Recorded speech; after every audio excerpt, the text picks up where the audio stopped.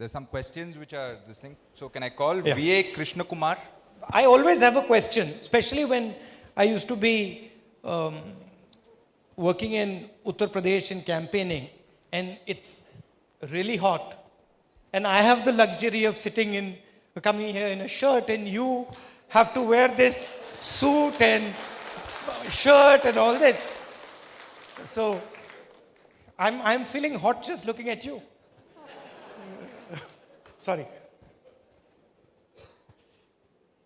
Mr. V.A. Krishna Kumar? After BJP came to power, they have either purchased the MLAs or threatened the MLAs by NIA, CBI and income tax. And that's why the MLAs are switched over to BJP. Though the people give full mandate to the Congress MLAs, but because of this threatening, they have switched over their loyalty to BJP. This is what happened recently in Pondicherry. So my question is whether the state leaders fails to choose right persons for MLA candidates and how to curb this. The choosing the right MLA candidate, please sit. Choosing the right MLA candidate is just one component of the problem.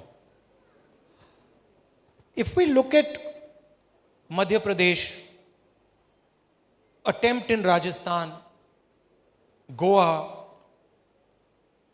attempt going on in Jharkhand, Pondicherry, Arunachal, these are all Congress governments.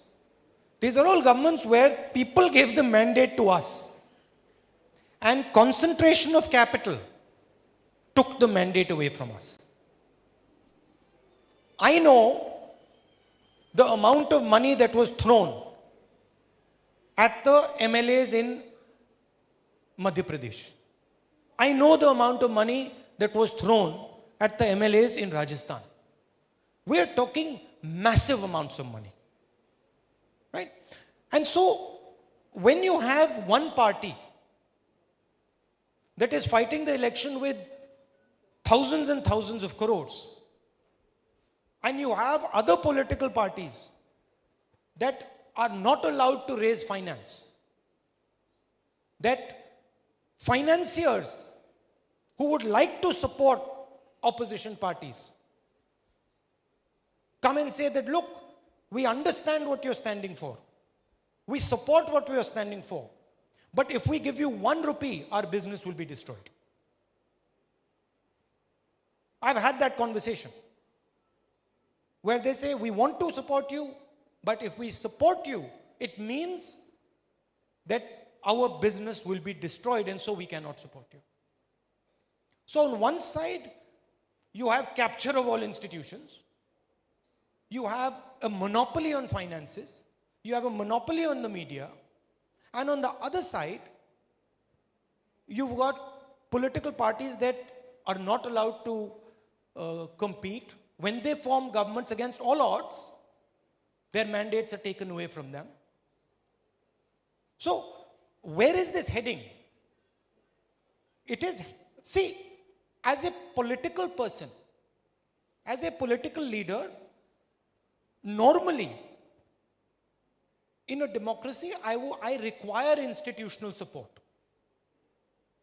I require a media that is objective. I require a judiciary that is aggressive. I require the ability to speak in the Parliament House. All those have been taken away from us. I'm telling you, we are not allowed to speak in Parliament.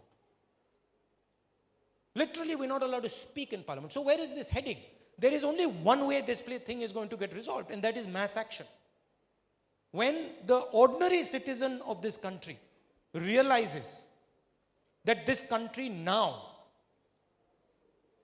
is not being run by his mandate, but is being run by force, is being run undemocratically. And that is where this is going. And you can see this beginnings of this mass movement, you can see it. It's in the borders of Delhi when they passed the farm laws. So the stirrings are there. But as a political person, in my entire career before 2014, I had never imagined a situation where I will have no institutional support whatsoever. So I've given you a long answer because, frankly, even if we put in the right MLAs in place, it's not enough. Because the power is so high, strong and so heavy that even that MLA will not be able to sustain it. And then the question arises, what happens after we come to power? What happens? Because there is full penetration of all institutions. There is penetration of the judiciary. There is penetration of the media. There's penetration of the bureaucracy. So what do we do once we come to power? Because we're going to have to deal with 15 years of judges who have been placed into the judiciary because they support one political party. So this is going to be a huge challenge for this country going forward.